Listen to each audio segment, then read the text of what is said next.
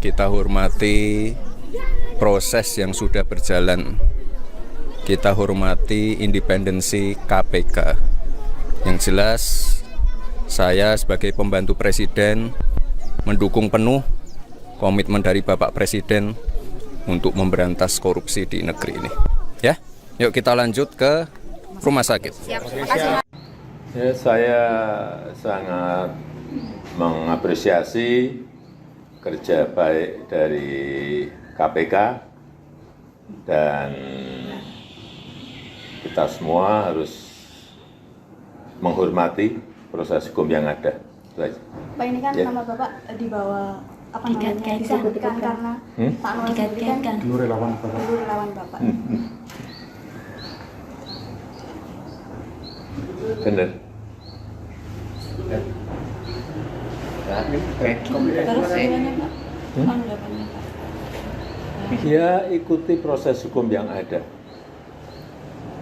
Ya. Terima kasih. Assalamualaikum warahmatullahi wabarakatuh. Selamat sore, salam sejahtera untuk kita semuanya, salam sehat. Saya langsung saja untuk efisiensi waktu. Jadi, sebagaimana tadi disampaikan bahwa ada kegiatan tangkap tangan di Kementerian Ketenagakerjaan. Ini berawal dari kami menganggap bahwa, dan saya yakin semua juga masyarakat menganggap bahwa tenaga kerja itu merupakan tulang punggung perekonomian negara. Sehingga kualitas dan ketangguhan sistem tata kelolanya menjadi salah satu kunci dalam upaya peningkatan ekonomi nasional. Saat ini Indonesia sedang berada pada periode produktif dengan bonus demografi yang menunjukkan tingginya jumlah sumber daya manusia yang berada pada usia kerja. Ini relevan dengan data dari BPS, Badan Pusat Statistik, yang menunjukkan rata-rata jumlah pekerja atau buruh dalam 5 tahun terakhir, jumlahnya ada 137,39 juta orang per tahun. Adapun untuk tahun 2025, jumlahnya 145,77 juta orang atau 54% dari total penduduk Indonesia. Dari populasi tersebut, tenaga kerja atau buruh pada bidang dan spesifikasi pekerjaan tertentu itu diwajibkan memiliki sertifikasi K3, keselamatan dan kesehatan kerja, dalam rangka menciptakan lingkungan kerja yang aman, sehat, dan nyaman sehingga meningkatkan produktivitas para pekerja. Adapun pengukuran dan pengendalian lingkungan kerja harus dilakukan oleh personil K3 bidang lingkungan kerja yang memiliki sertifikasi, kompetensi, dan lisensi K3.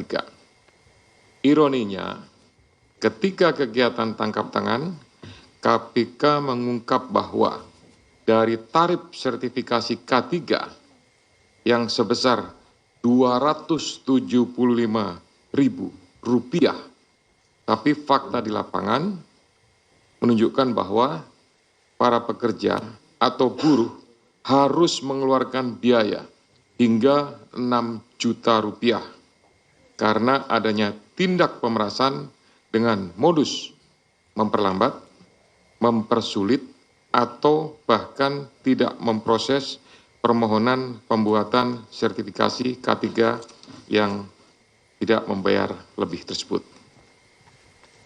Biaya sebesar 6 juta ini 2 kali lipat dari rata-rata pendapatan atau upah atau UMR yang diterima para pekerja dan para buruh tersebut.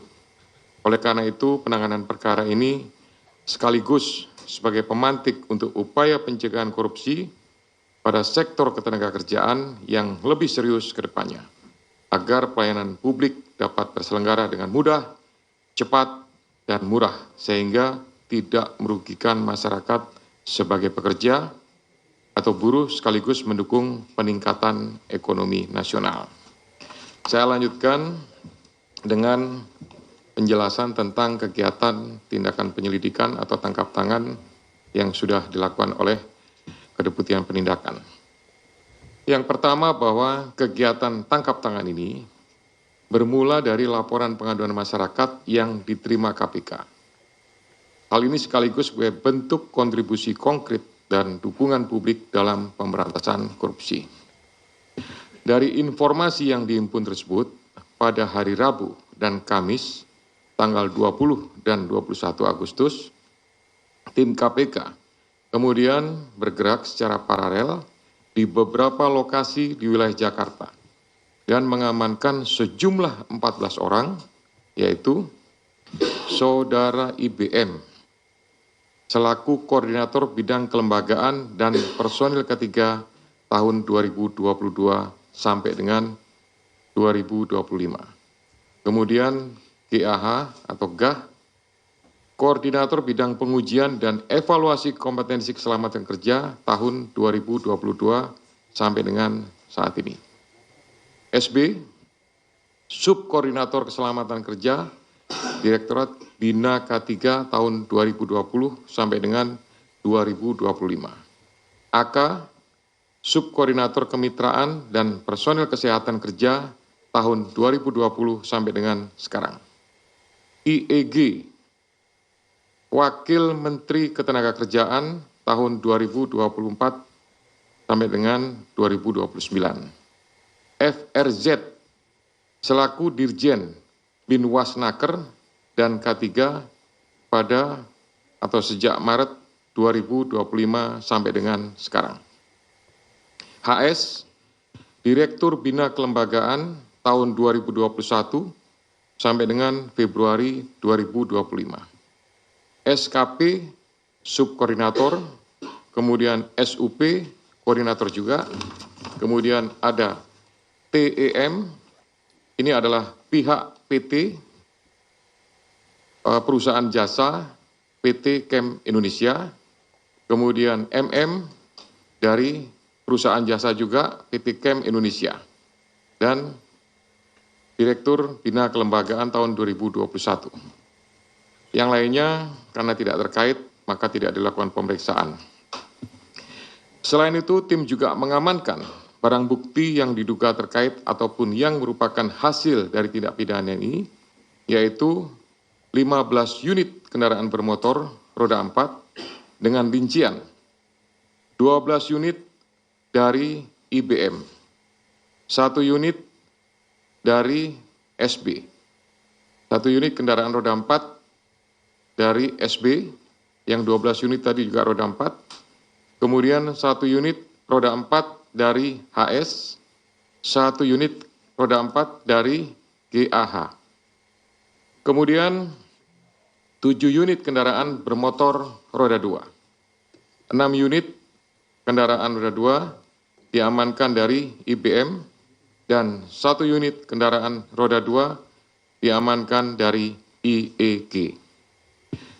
Kemudian ada juga uang tunai lebih kurang sekitar 170 juta dan ada 2.201 US dollar dan beberapa pecahan lainnya.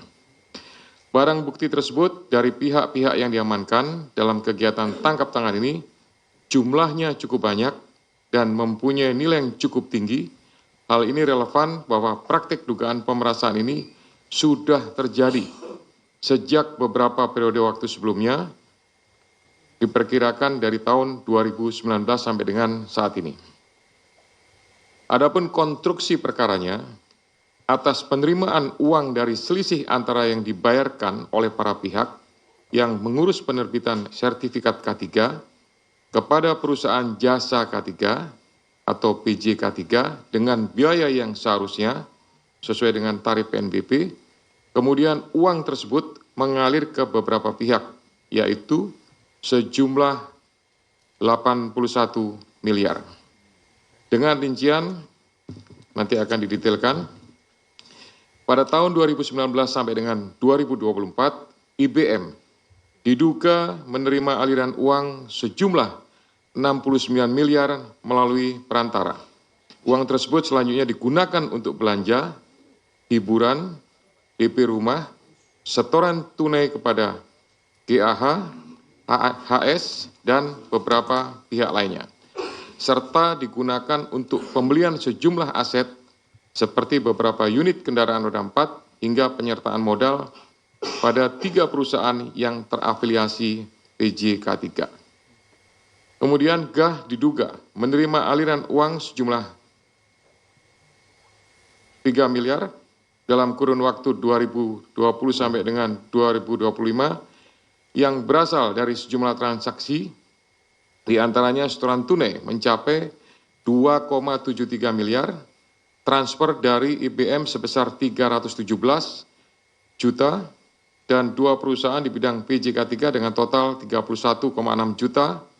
Uang tersebut digunakan GAH untuk keperluan pribadi, dibelikan aset dalam bentuk pembelian 1 unit kendaraan roda 4 sekitar 500 juta dan transfer kepada pihak lainnya senilai 2,53 miliar.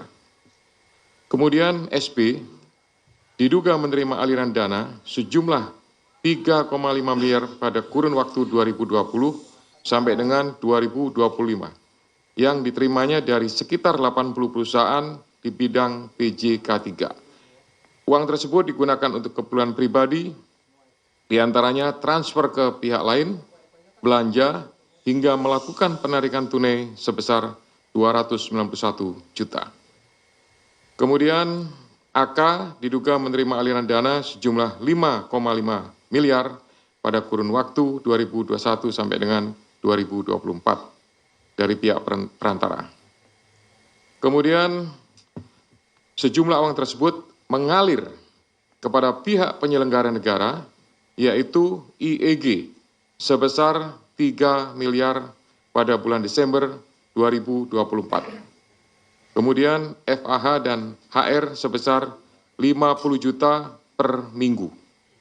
HS lebih dari 1,5 miliar selama kurun waktu 2021 sampai dengan 2024, serta CFH berupa 1 unit kendaraan roda 4. Sehingga dalam perkara ini, pihak-pihak yang diduga menerima aliran uang dari PJK3 adalah IBM, kemudian KAH, SB, AK, IEG, FRZ, CFH, HS.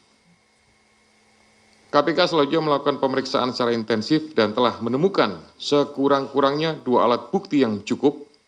KPK kemudian menaikkan perkara ini ke tahap penyidikan dengan menetapkan 11 orang sebagai tersangka, yakni IBM, kemudian GAH, SB, AK, IEG, FRZ, HS, SKP, SUP, TEM, dan MM.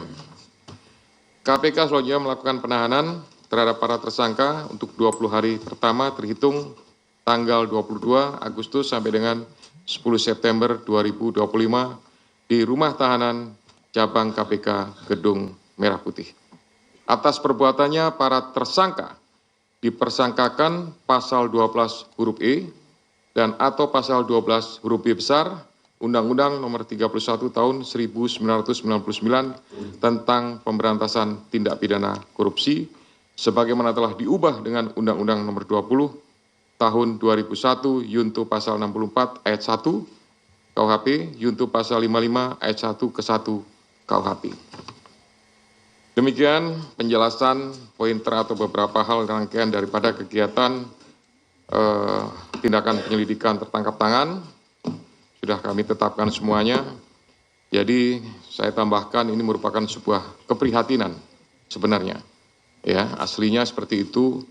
Saya yakin semua pihak merasakan sebuah keprihatinan di saat pengurusan tenaga kerja harusnya dipermudah, tapi kemudian ada sekelompok pejabat yang justru memanfaatkan, mengetahui, membiarkan, bahkan menikmati dan menerima ya uang yang berasal dari pihak-pihak tenaga kerja perusahaan yang kemudian digunakan untuk kepentingan pribadi.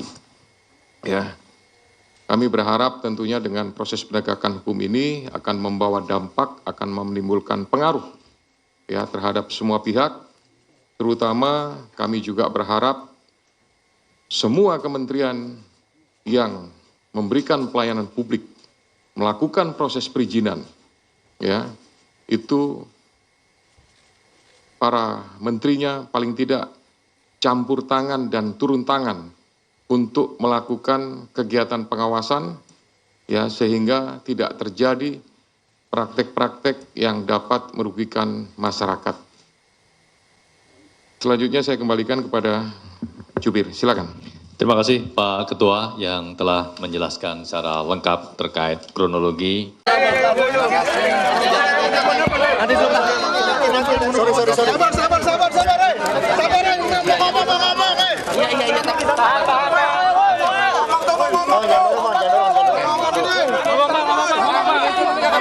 doorstop dulu ya. Oke. Terima kasih kawan-kawan. Saya ucapkan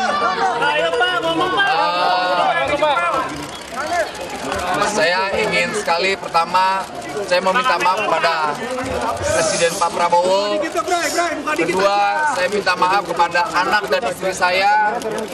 Ketiga, saya minta maaf terhadap rakyat Indonesia. Dan saya juga ingin mengklarifikasi bahwa saya tidak di OTT. Pertama itu. Kedua, kasus saya bukan kasus pemerasan, agar narasi di luar tidak menjadi narasi yang kotor yang memberatkan saya. Dan kawan-kawan yang bersama saya tidak ada sedikitpun kasus pemerasan. Dan apa yang kami lakukan sangat mendukung sekali apa yang menjadi kebijakan KPK.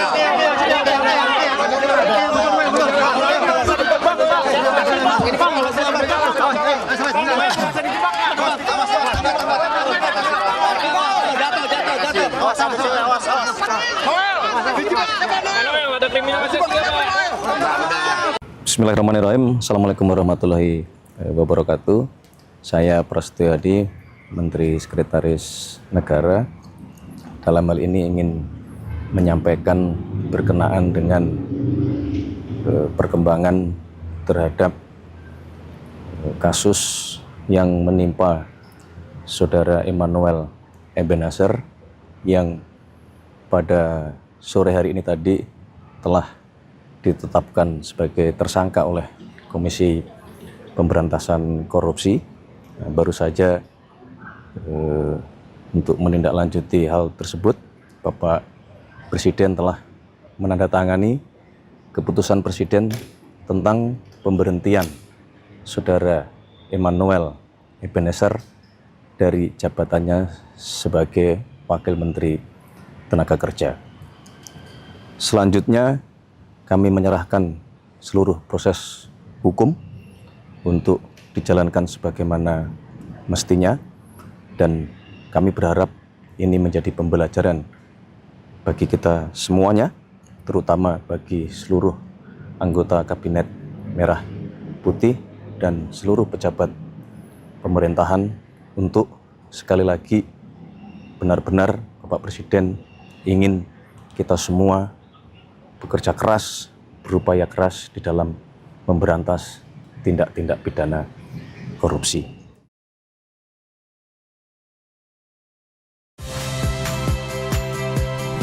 Saya Agin Fridianto.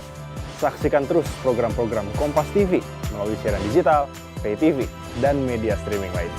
Kompas TV, independen, terpercaya.